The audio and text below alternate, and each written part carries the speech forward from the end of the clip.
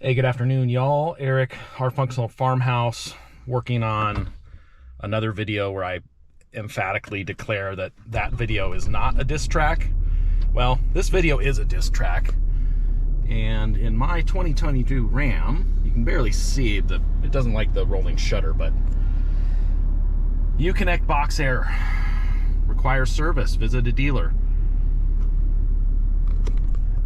Guess who's visited the dealer many times?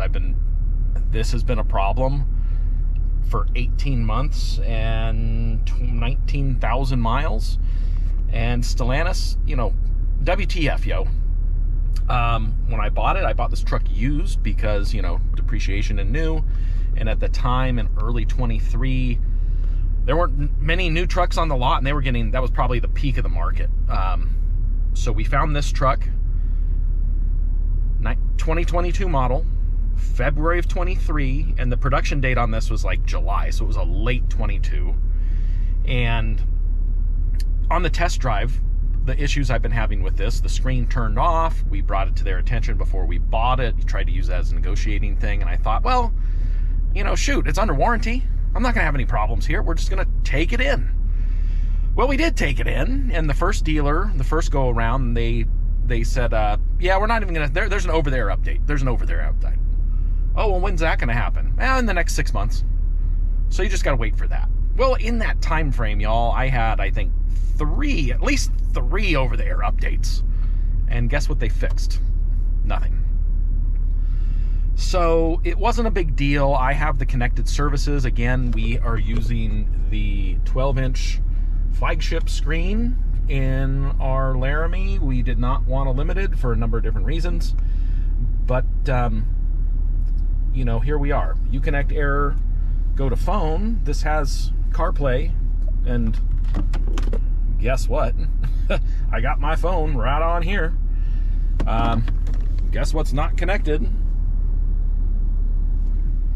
Not connected. And I have the connected services like I mentioned, and half the time they don't work. So the three primary issues are the error, the screen just shutting off, no rhyme or reason, and then the connected services will or will not work again. Like right now, I don't have any connected services. I'm looking at my nav, and I don't want to show you my home address. Okay, so on my nav, I'm getting my traffic displayed, so the vehicle's communicating externally. My phone is not hooking up.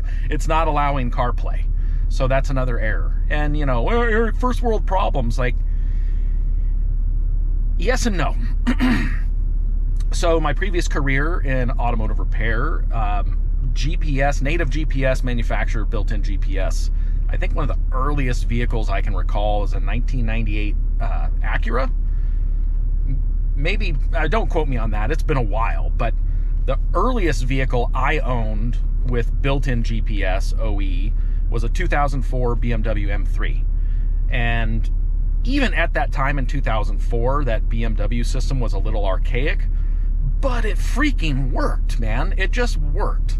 And we've got another BMW X5 with the iDrive, and that thing is absolutely flawless. Other than the 3G shutdown and it being an earlier F15 model, it got turned off, but it just works. I don't have these problems like I have in here.